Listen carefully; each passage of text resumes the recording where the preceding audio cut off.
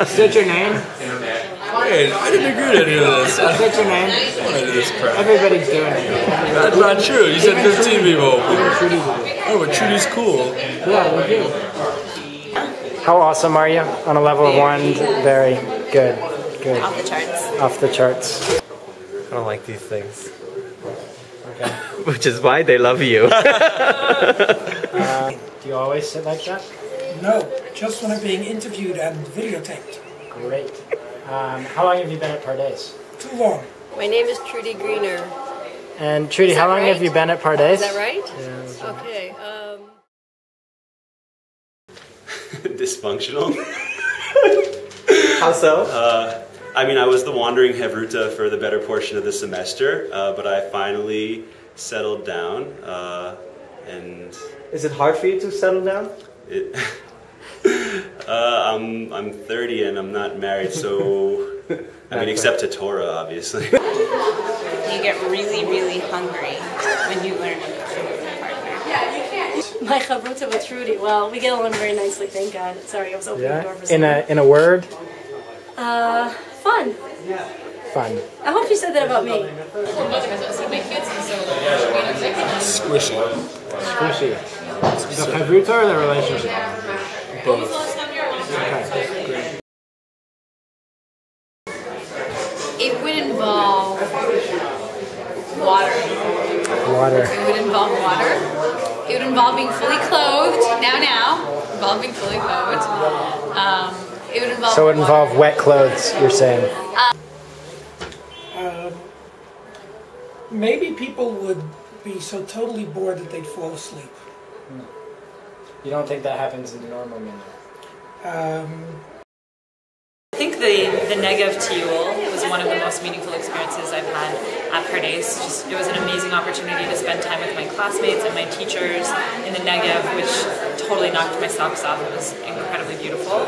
The meaningful moments can probably be summed up in the time that we've been time spent with students, both here in my kitchen, my private consulting room, and the many students we've had the honor of gracing our table over Shabbat and Chagim. I would say that is it. And Rabbi Landis. First year at Pardes, at the end of the year, I had a conversation with a friend who grew up in an Orthodox environment and told me that she was, one of the things that had been so important for her, that had shocked her about coming to Pardes, is that she met non-Orthodox people who really loved Torah, and she thanked me for showing her that non-Orthodox people could really love Torah, and that was really meaningful to me. So the faculty panel, when the faculty did a meeting in front of us in the Beit Midrash, and what was very cool was that they opened up the space so that people could ask whatever questions they wanted. And one of the major questions that was asked, meaning the question asked the most, was why the staff... Never mind.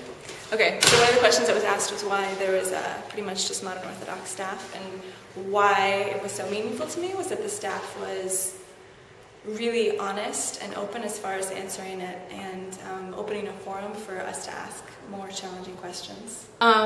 So about a month ago, my rabbi from home, who was sort of this adopted grandfather to me, passed away very suddenly, and it was very hard because I couldn't be there to be with my family or be with his family, although I was with his family here, and I felt sort of at a loss and dazed and, you know, just completely in shock. And at one point I was in the Beit Midrash, I was talking to Rav Meir about it, and I just started to cry, and Rav Meir just stood there and listened to me and, you know, gave me some really warm words of advice. And he said, listen, you know, next week on the Tiyul, we were going on a Negev Tiyul. He said, it's going to be the yahrzeit of one of my parents passing, and I'm going to give a Dvar Torah in their honor. And if you would like, you can also give a Dvar Torah in your rabbi's honor, if that would make you feel that would be a nice way to commemorate his memory. And so I said yes, and I was able to give a Dvar Torah on the Tiyul, and it really, you know, made me feel at ease and sort of a completion, a way for me to say goodbye, because I felt like being so far away from my family, which is one of the biggest difficulties for me being here, was you know, really taken care of. And I really appreciated how Rav Meir gave me that space, and the Pardes student body gave me the space to be able to mourn for someone who's very important to me. Over Hanukkah break, I rented a car and and went with a few people to the West Bank, and I had written DLK an email about a few other things and mentioned that we were going. And as we were sitting down for lunch in Ariel, he called and he said, "This is kind of embarrassing, but it's the Jewish mother in me. Where exactly in the West Bank are you, and are you safe? And please stay away from the places you probably shouldn't go because they're more dangerous." And I said, "Absolutely, don't worry about it." To which he replied, "It's fantastic. I can have my croissant and hot chocolate in peace now. Have a wonderful afternoon." And so, but that was really meaningful that he would call to check up on us and make sure that we were okay. So.